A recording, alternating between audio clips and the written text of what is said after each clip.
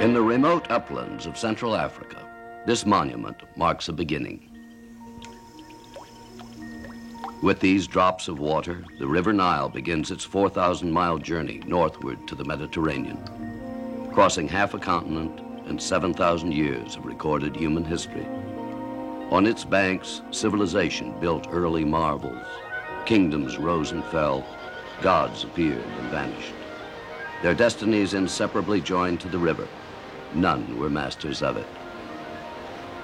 More than ever dependent on the life stream of the Nile, man still tries to impose his rule. To learn the impact of his growing intrusion, Cousteau team members study the changes now occurring in the Earth's longest river.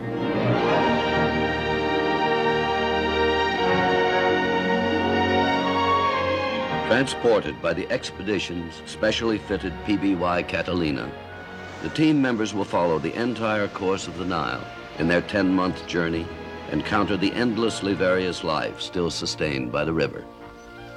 Some of it little altered since prehistoric times.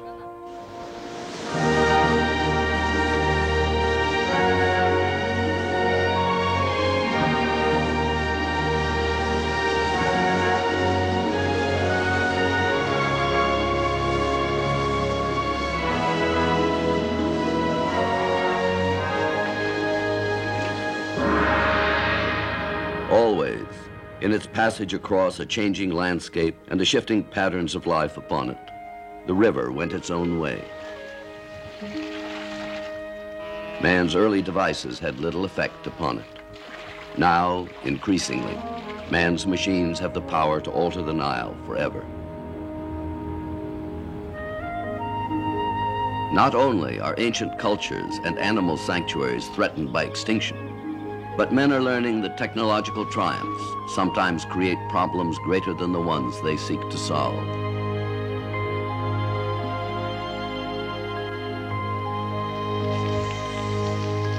On the Nile, man has preserved some of his noblest monuments. Today, it is the river itself that may be most in need of his protection.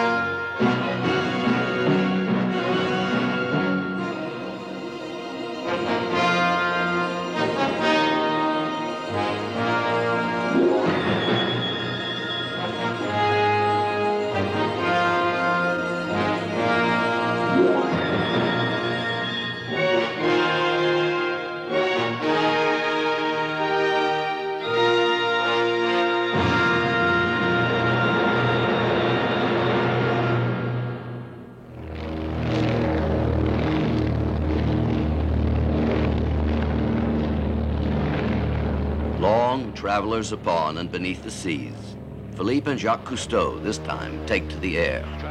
Their first destination, the mountain headwaters of the Nile.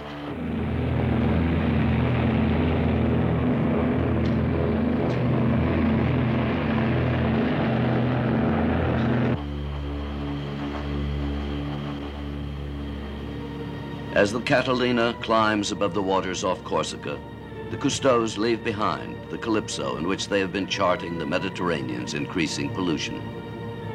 Now they will study the greatest of its river systems, the Nile, which once emptied as much as 84 billion cubic meters of water into the inland sea each year. Flying southward, the Cousteau's path will cross the waterless Sahara to the Ruwenzori Range, once called the Mountains of the Moon. Part of Africa's great central rift, it forms a vast escarpment, sometimes rising 16,000 feet into the equatorial sky, close to the Catalina's operational ceiling. Here in midair hangs the true source of the Nile, the moisture-laden clouds moving eastward from the Atlantic that make the Ruwenzori Mountains one of the wettest regions on Earth, and for the Catalina, threading its way among the peaks, one of the most hazardous.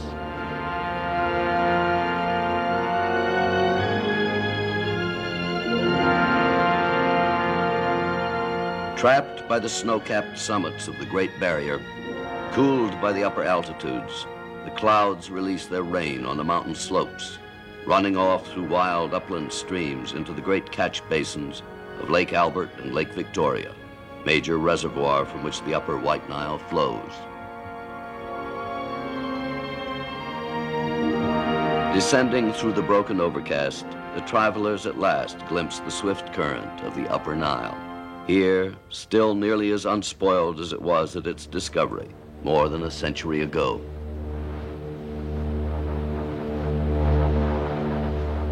As Captain Cousteau traces their course upstream through Uganda, Philippe brings the Catalina low over the clustered Sessi Islands in the northern end of Lake Victoria, only a few miles from the airport of Entebbe.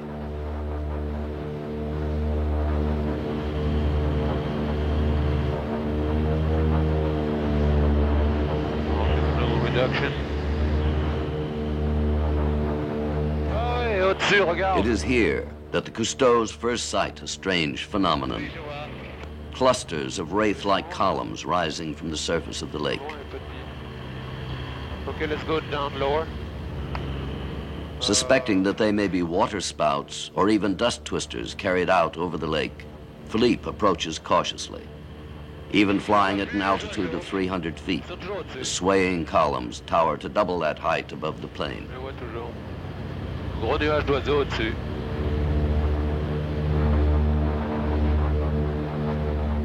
Ils sont en train de se former en colonne comme d'habitude. J'ai pas entendu. Ils sont en train de se former en colonne. Oui.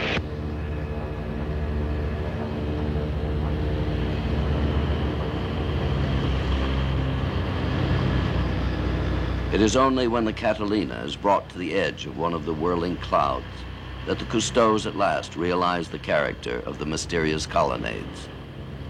On commence à plus voir grand-chose. They are lake flies, veritable storms of insect life rising from the water. Il y a peut-être intérêt à s'éloigner un petit peu et à revenir parce que les oiseaux se méfient. Now a challenge appears. Like a great aerial armada, a phalanx of birds sweeps in to attack. Abruptly, the men aboard the Catalina are witnesses to an onslaught of predators by which nature balances accounts between one species and another. Essaie de t'approcher un peu des oiseaux. Ah, ils sont tous au-dessus, hein, les oiseaux.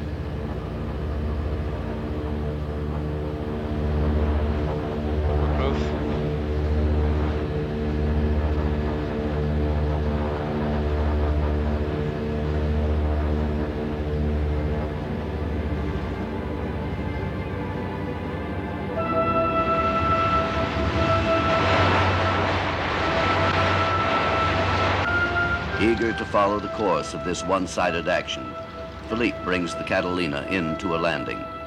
Ahead of them, the dark clouds of insects are moving westward across the islands.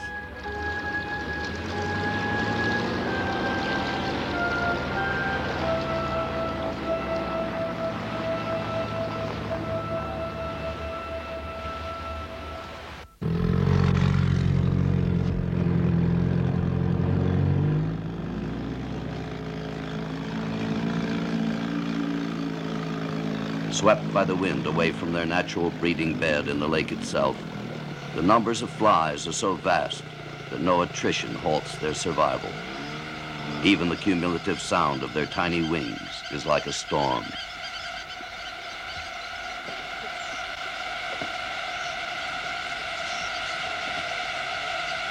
With only 6 to 12 hours of life after rising to the surface of the lake, the flies have but a single purpose: to mate before they die.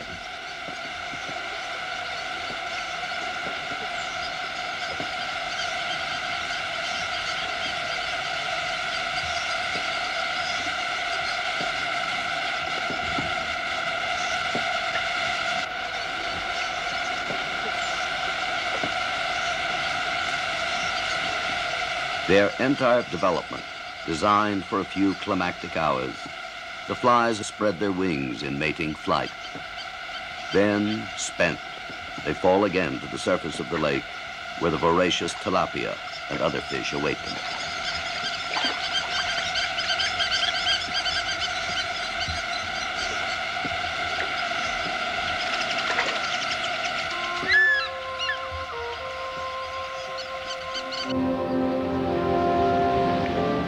Bay, near Jinja, a series of watery stairways mark the point where in 1862, a young British colonial officer, John Hanning Speke, first sighted Ripon Falls and determined that Lake Victoria was the major source of the Nile. Though disputed long after his accidental death, his discovery remains secure. But the Ripon Falls are all but drowned by the dam, which now regulates the flow from the lake.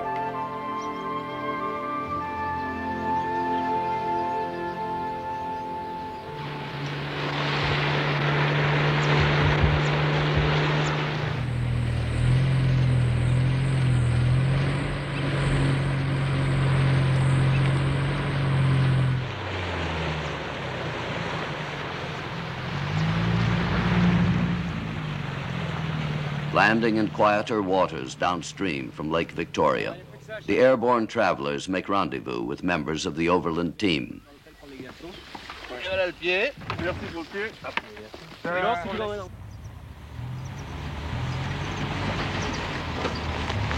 Leaving the Catalina at anchor, the Cousteaus set out by caravan across Uganda's primitive backcountry, still alive with one of the world's last great assemblies of wild animals. Year by year, with growing haste, Africa strides out of an ancient world into the present. Still, as we move through these open savannas, I feel myself almost a stranger, a tourist in another time. Most of us who have been brought up in the so-called developed countries have seen these animals only in zoos. Here, in their native habitat, I feel that I am returning to some storybook period in the history of life, visiting the images of a childhood we ourselves no longer remember. For these animals, these infinitely varied inventions of nature, still convey to us a sense of the miraculous.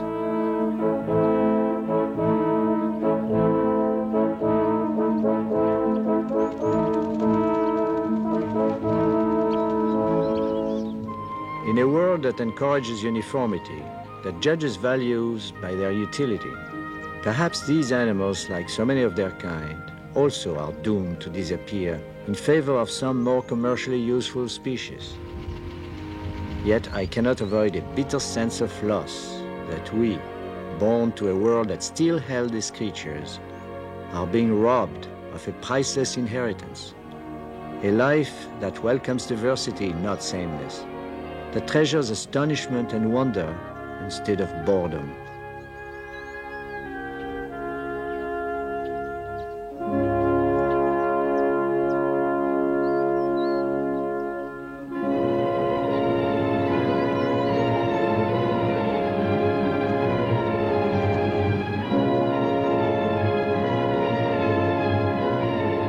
Deadly huntress, the lioness does not always make her kill. In the bush, even the vehicles falter. The good-natured local inhabitants sometimes wind up pushing them.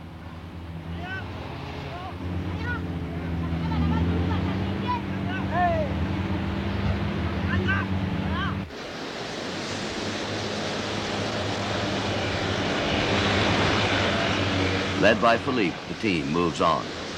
With Dominique Soumian and the camera crew, he leaves the Catalina to search for the island refuge of a creature whose numbers constitute 1/5 of all living mammal species, the bat. Protected by the river's torrent from natives who eat them, a great colony of the flying mammals here festoons the branches of the trees.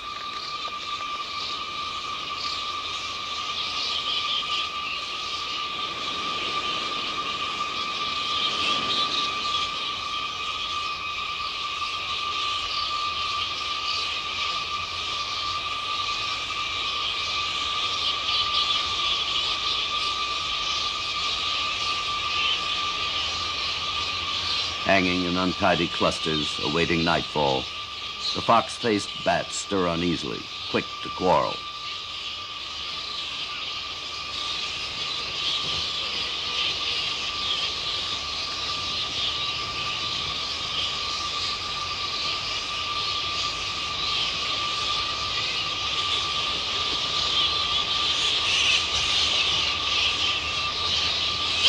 At last, as twilight approaches, the bat population comes to life. A fruit-eating species, they will spend the night foraging for bananas, mangoes, pineapples, and other fruits, sometimes threatening the crops of farmers and commercial growers.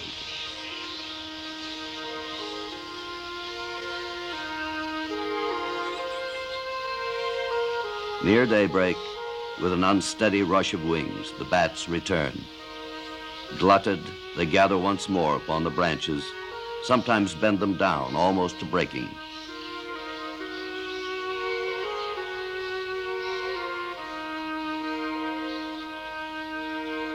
As the night foragers hang in sleep, other hunters awaken in the dawn.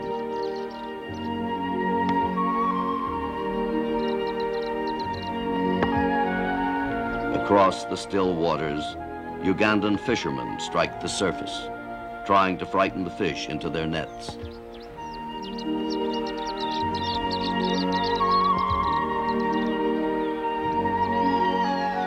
Near shore waits the patient shadow of another formidable hunter, the marabou stork.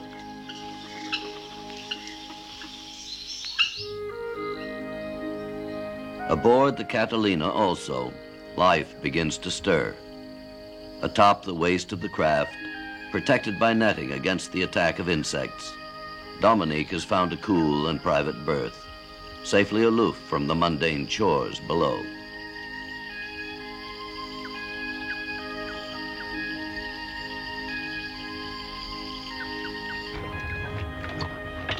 As a standard precaution against parasitic organisms endemic in some sections of the Nile Basin, the water is carefully filtered and boiled. Otherwise, Philippe and his companions might be breakfasting in the dining room of a well-staffed hotel.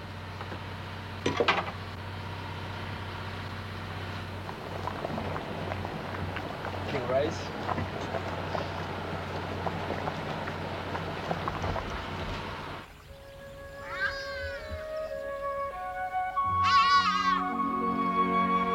Across the surface of the lake, a string of pelicans also arrives to consider the day's menu.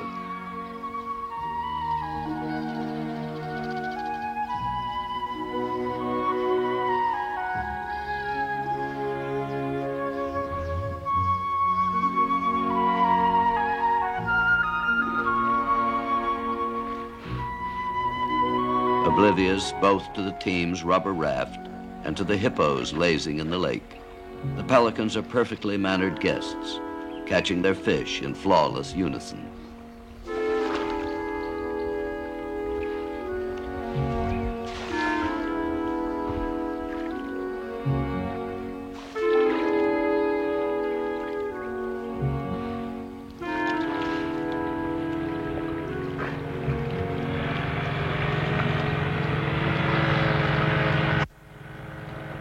To the tiny islands that dot the lake come other visitors. The shores of the lake are occupied by permanent residents, often hostile to intruders. But here, in clustered shelters of papyrus reeds, the rejected Karamoja from the harsh lands to the northeast come to find seasonal refuge and food, squatters on the lake itself.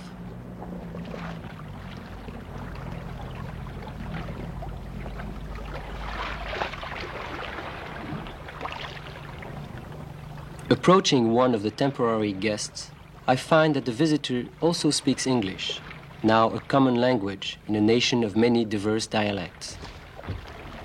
You fisherman here? Yes, I'm a fisherman. What do you catch? I fish these tilapias. Tilapia? Yeah. Oh. Are you from French? Yes. How is the French? Quite all right? Is the French all right? Oh, yeah. Ah. Very much. Have you come to catch fish? No, we come to visit. Oh. You have a boat?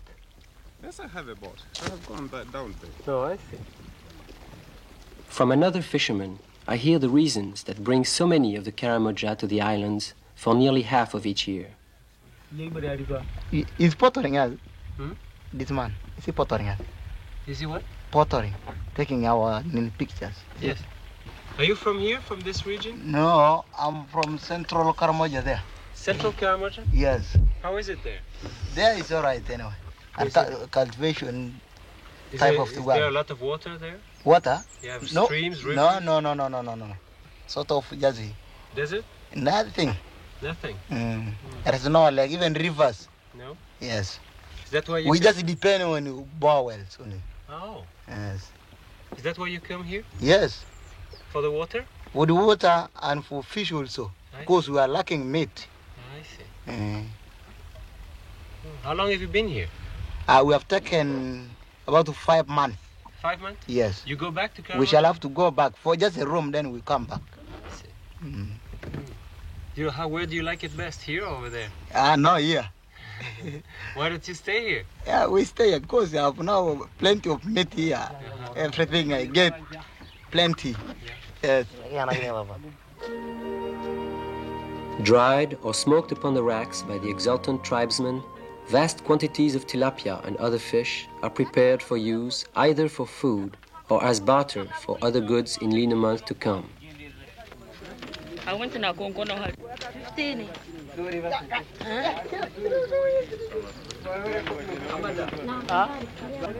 Konkani pile bizungu byari. Mwana ati anukira wote. The purpose of working is money.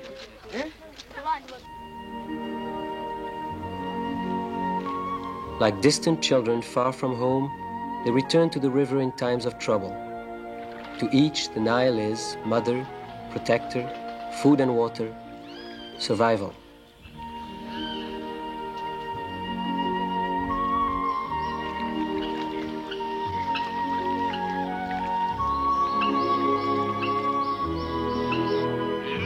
Here, even the great marabou stork, which can kill a flamingo with a single blow of its heavy bill, comes in hope of an easy meal.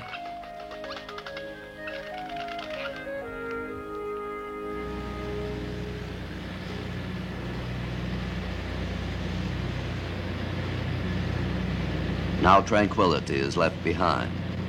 In swift descent, the river rushes northward in a succession of wild rapids. Followed on its course by the Custos in the Catalina, the Nile plunges through one of the most spectacular events in its 4,000-mile journey, the Murchison Falls, discovered in 1864 by an aristocratic English sportsman and his indomitable wife, Samuel and Florence Baker.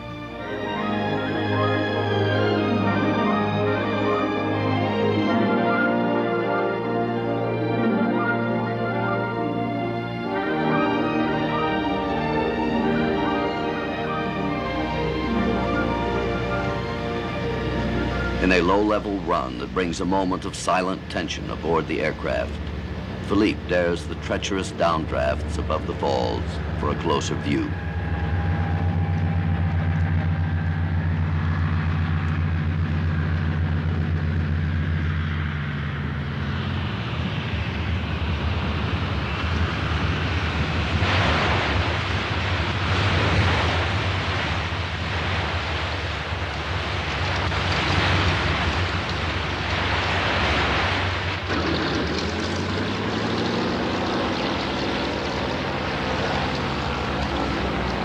With only minor damage to the nose, the Catalina is brought to a safe landing in calmer waters below the falls. Then in the rubber boats, the Custos return upstream against the heavy 6-knot current.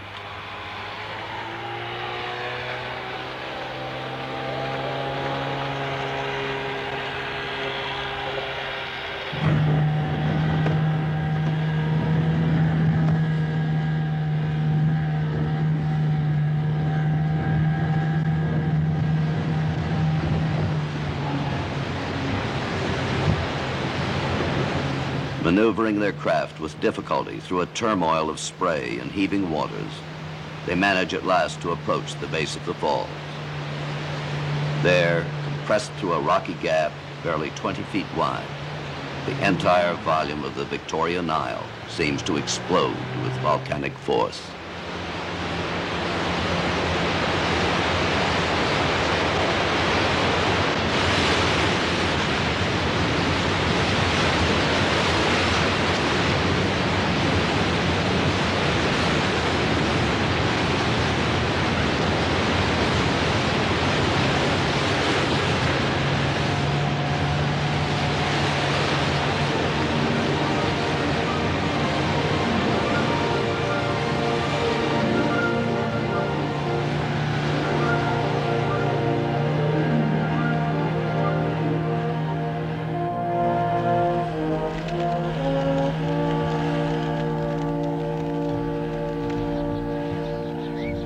Released from tension, the Nile moves on more calmly through a broadening valley. Here again, in its passage through marsh and meadow, uncounted species take their life from the river. A basking crocodile, a flight of African skimmers, an elephant with her infant progeny.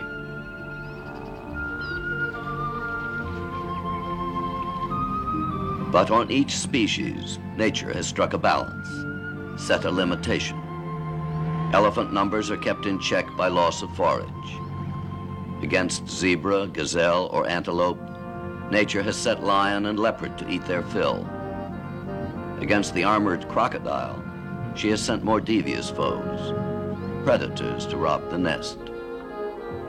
Surprisingly agile, this female crocodile has climbed the steep bank to make her nest, burying her eggs in the sandy soil high above the rush of the river.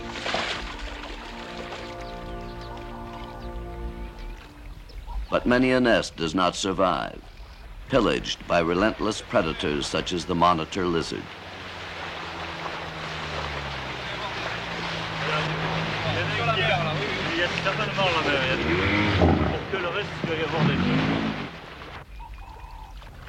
Interrupted at his feeding, the monitor flees the members of the Cousteau team, leaving behind a debris of broken shells.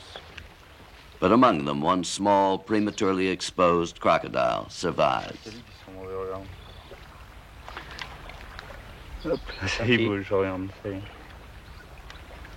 On va le mettre à l'eau. Hein. Faut le mettre à l'eau. Faut le mettre à l'eau parce que sinon il va pas vivre. Faut le mettre là. Quick. Fais gaffe à la mer parce qu'elle va pas avoir la mer. Pas trop tout de suite. Laisse-le un peu au bord, qu'il s'habitue à l'eau. Bon, ouais. Placed in the river by its rescuers, the little reptile swims off to continue a life so rudely begun. Ça va aller là, va aller là. Silently watching the rescue, the maternal crocodile fulfills some dim guardian role. But it is doubtful that she ever will recognize her offspring again.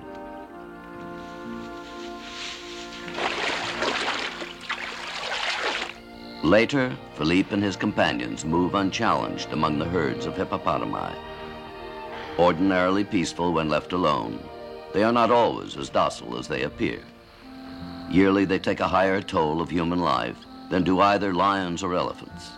Especially bad-tempered during mating season, bulls sometimes kill rivals with slashing attacks of their huge teeth, a fatal result generally rare among members of the same wild species.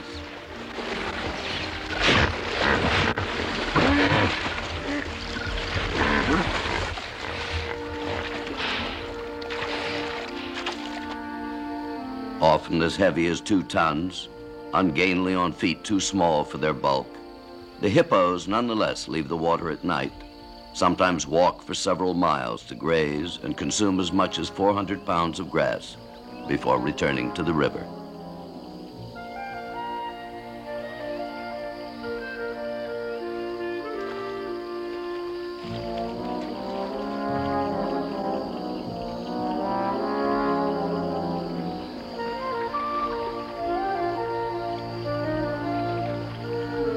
Though groomed and rid of parasites by his guest, the hippopotamus is sometimes careless of reciprocal courtesies.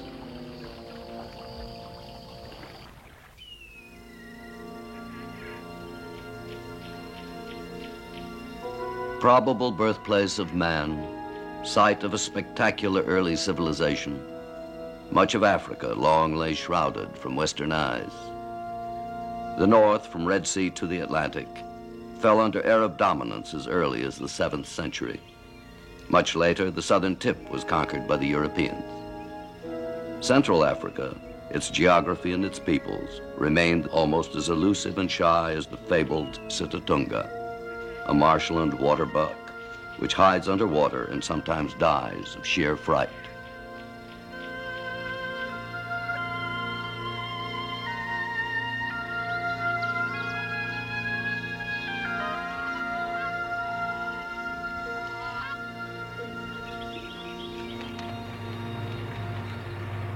Yet, seemingly immune to intrusion, the isolation of equatorial Africa was maintained not by armed resistance against alien visitors.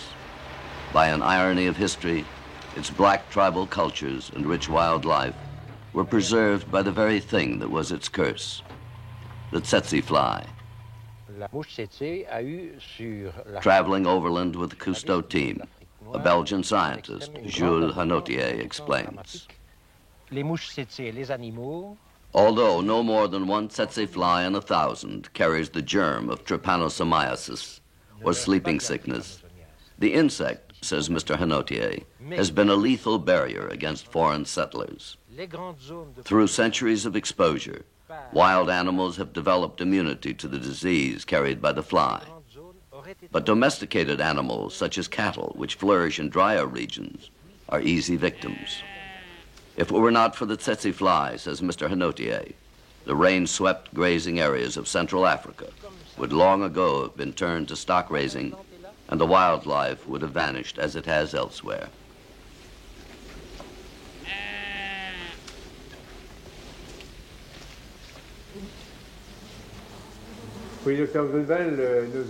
Later, in a Paris Institute for the Study of Parasites and Tropical Animal Diseases, Jacques Cousteau questions a tsetse fly specialist, Dr. Jean Gruvel, regarding research experiments with the 30,000 flies maintained in his laboratory cages.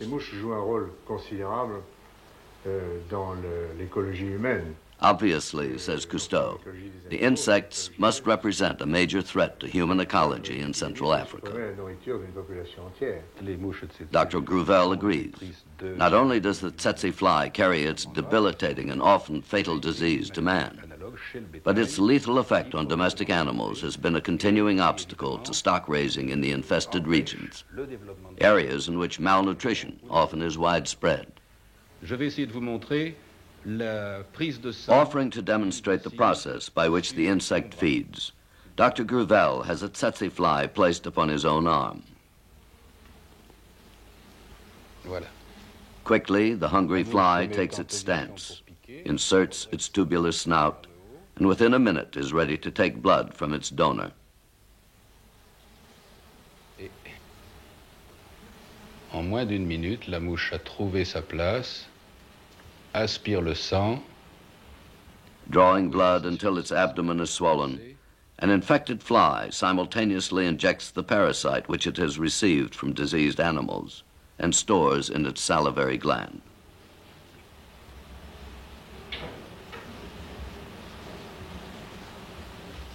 Though the tsetse fly was not identified as carrier until early in this century, the symptoms of sleeping sickness itself had been commonly recognized. Nervous tremors, fevers, speech difficulty, swollen facial features, and white tongue are among the symptoms of advanced stages revealed by patients in the Lirangu Hospital in Sudan.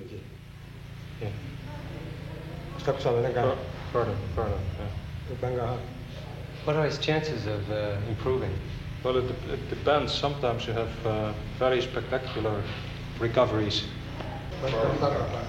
Denying sleep to its victims, the disease produces instead a comatose lethargy, which finally fades into death. Downstream, beyond the range of the tsetse, the Catalina reaches the Sud, a vast swamp as large as England, in which the Nile itself seems to lose its way and its identity as a river. Here, safe from the baleful fly, cattle are central to the existence of the Dinka, one of the Nilotic tribes which occupy the tracts of land hidden within the Sud. Even the dung of the cattle, when burned, provides a protective smoke cloud, and the ashes to coat bodies against the myriad mosquitoes and marsh insects that swarm about them.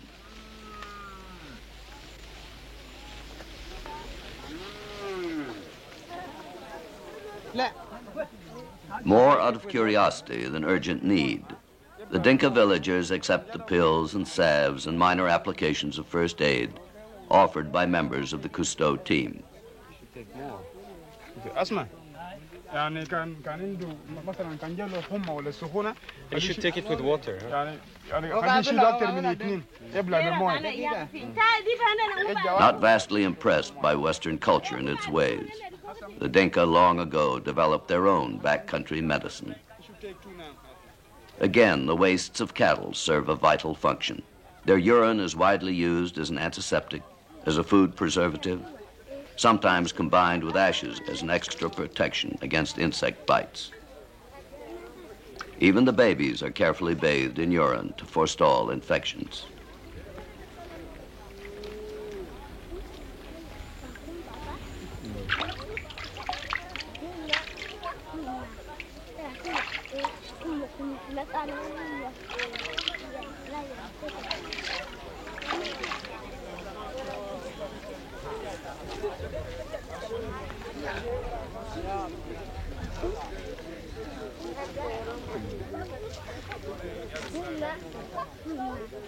Living as members of the tribal families, the cattle themselves are not eaten until they die of natural causes. But their milk, and sometimes even small quantities of their blood drawn from neck punctures, are a food resource shared by man and animal alike.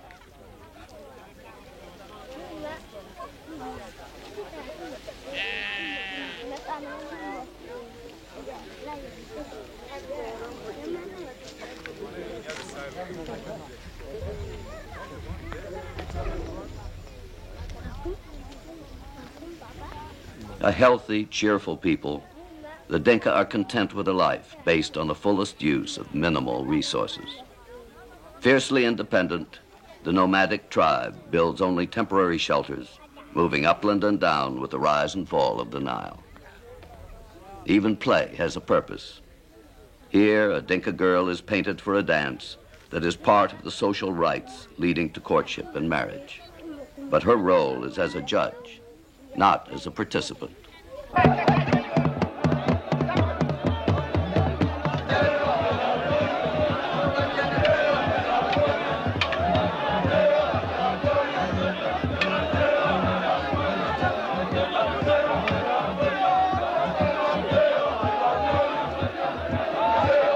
It is the men who must strut and dance in a staged display, trying to impress the hard-eyed village maidens, holding up fingers telling how many cattle they own, a promise of security in lean times to come.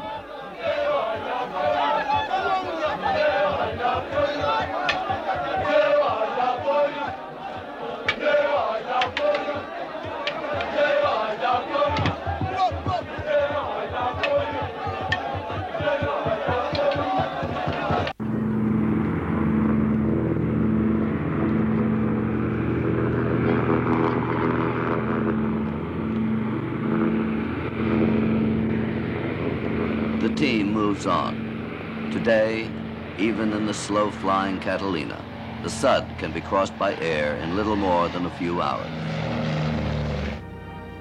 But in the past, its shifting maze of channels blocked by water hyacinths or papyrus reeds, the vast marsh required months to cross by boat.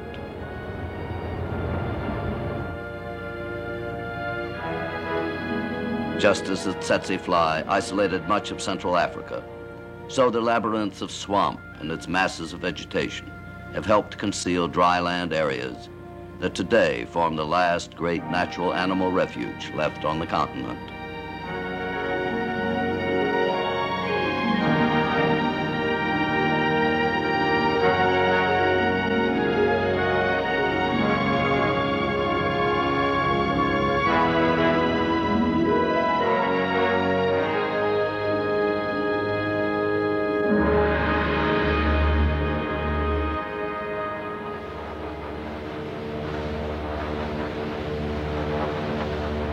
Aboard the Catalina, the automatic receiver prints a facsimile weather map from the Central Forecasting Agency, warning of a severe storm front moving across their course.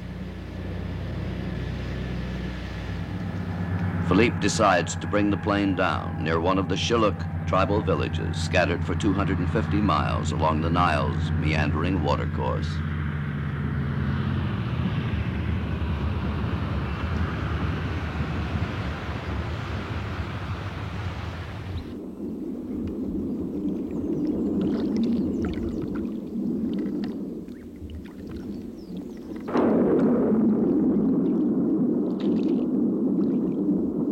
fishermen from the village pull in their nets. Members of the Cousteau team secure the Catalina against the imminent downpour.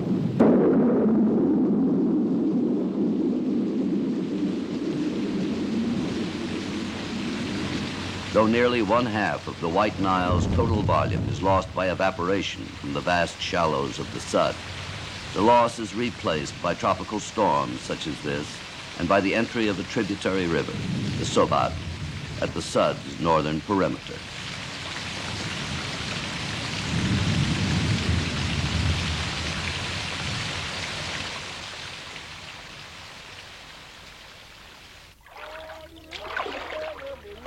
Closely related to the Dinka, the Shilluk are markedly different, taking much of their food from the river itself. Unlike the Dinka's autonomous bands, the Shilluk have a long tradition of divine kingship. For a people scattered over wide distances, the king not only provides a unifying presence, but is indeed the living symbol of the tribe's prosperity and survival. Long tradition prescribes that a king be ritually killed when his powers begin to fail or disaster strikes the tribe.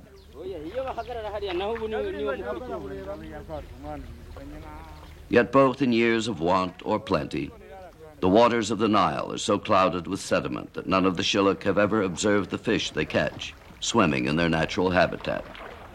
To film some of the Nile species and display their underwater behavior to the tribesmen themselves, Philippe and Dominique have assembled a portable tank. Into it now, one by one, are placed the various living specimens netted by the villagers. Among them, a formidable predator, the tiger fish.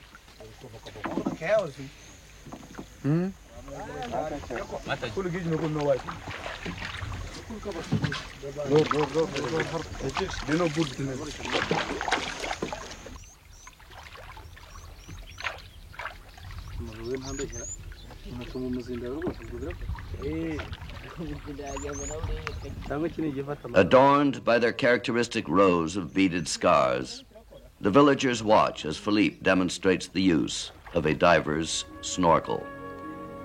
Below the surface, the captured fish swim in this strange new environment. Nile perch that sometimes grow to 150 pounds. Tilapia, whose tiny offspring in times of danger take refuge in the father's mouth. The catfish, equipped for the Nile's clouded waters, with the feelers by which it probes its way along the bottom.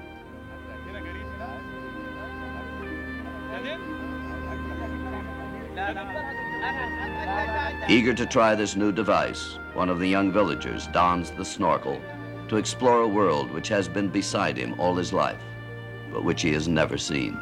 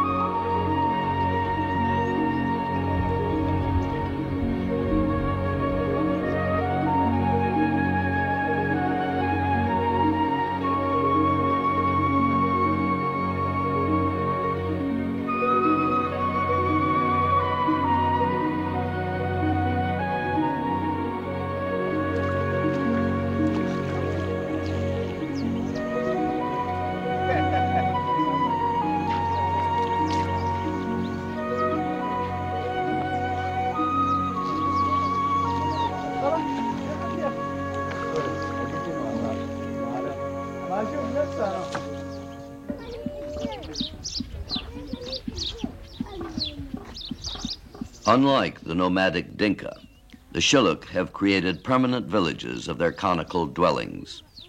Well outside the tsetse fly's range, they too have cattle and live a relatively tranquil existence. Seldom raid their neighbors as in former times, at least openly, no longer kill their failing kings.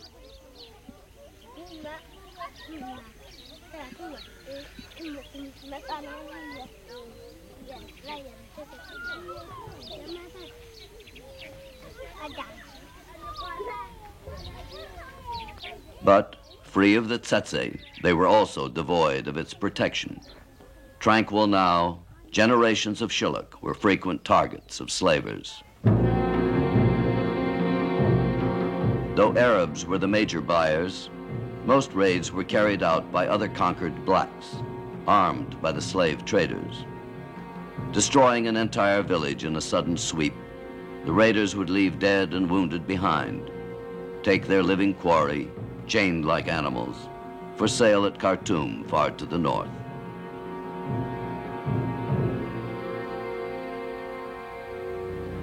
As the river itself journeys north, it too enters a landscape vastly changed. Henceforth, it is the single thread of life through a desert in which every blade of green growth will depend on the river. As the ancient Latin saying holds, ot nihilus, ot nihil, either the Nile or nothing. At Khartoum, capital of Sudan, the White Nile is joined by its sister tributary, the Blue Nile out of Ethiopia, which will contribute nearly 2/3 of the Lower Nile's annual flow.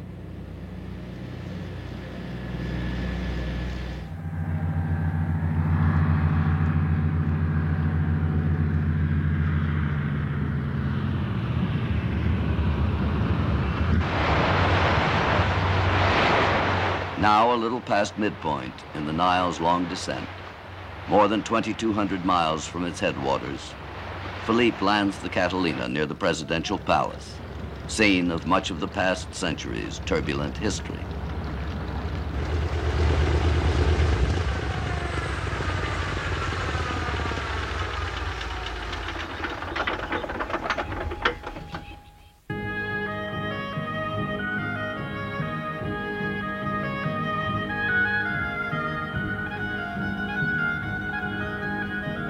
Once a great slave market at which Arabs bought captured blacks from the interior, Khartoum no longer traffics in human life. Today it is a trading center for camels, the cranky beasts which for more than 1,000 years have carried goods on the caravan routes radiating westward across the Sahara.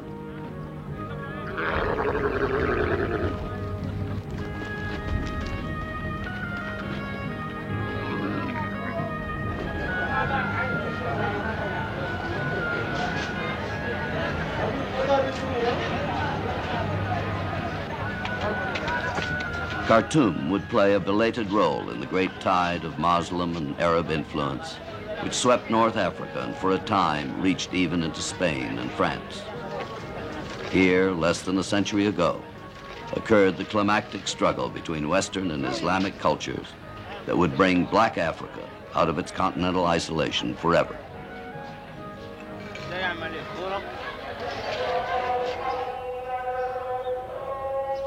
Though Western technology often has been the mainspring for new economic growth and development in Sudan, the religious teachings of Islam still hold sway. Here, visitors to the mosque may join the faithful, gathered for prayers 5 times each day.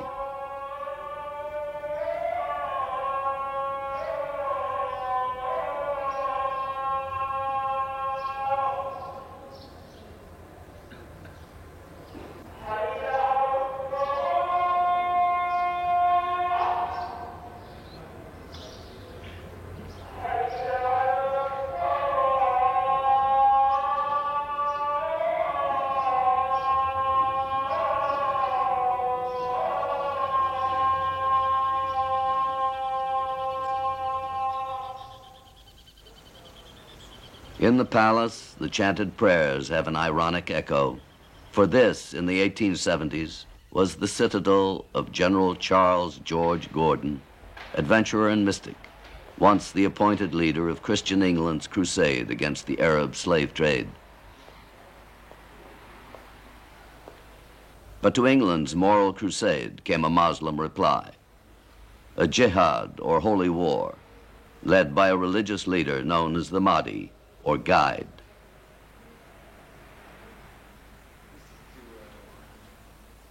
In March of 1884, in the ornate palace, Gordon would find himself a prisoner. Khartoum isolated by the surrounding forces of the Mahdi.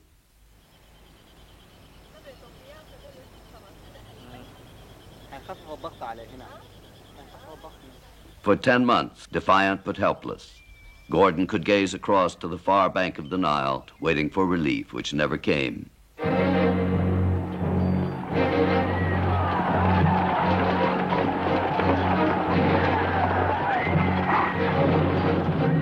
At last, in January 1885, the Mahdi's forces swarmed across the river into the starving city and swept up these stairs to find their hated adversary waiting for their spears. In hours, Khartoum was won, Gordon was dead, and the Mahdi reigned in triumph. But the triumph would be brief. In less than a year, the Mahdi was dead.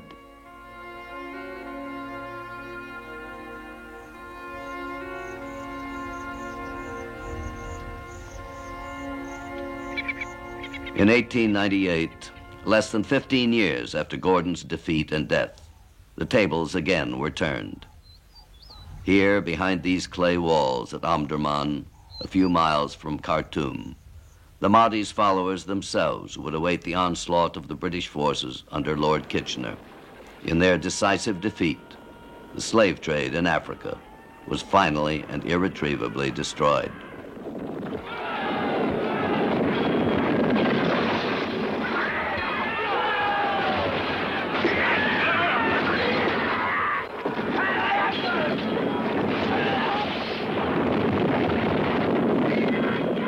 But there were other changes, no less profound.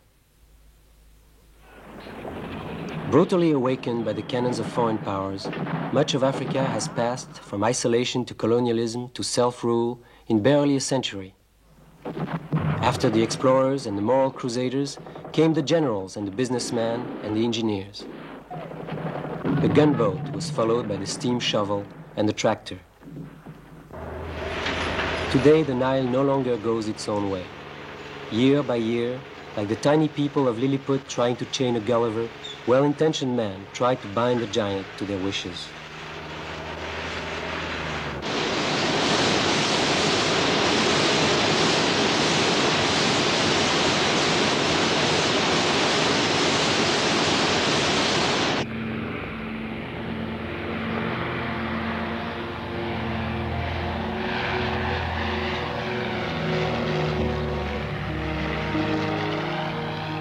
As we fly northward toward Egypt and the Mediterranean, the Nile still has more than 1,800 miles to travel. The wild freedom of its upland cataracts and rapids, the vestiges of a more primitive continent, lie behind it. Henceforth, mile by mile, the river will be progressively tamed, learn to do as it is told. Yet, as we follow the river through the land of the ancient pharaohs, we shall discover that modern man, impatient for quick solutions, cannot always foresee the consequences of the changes he imposes, that the Nile itself sometimes is still wiser than he.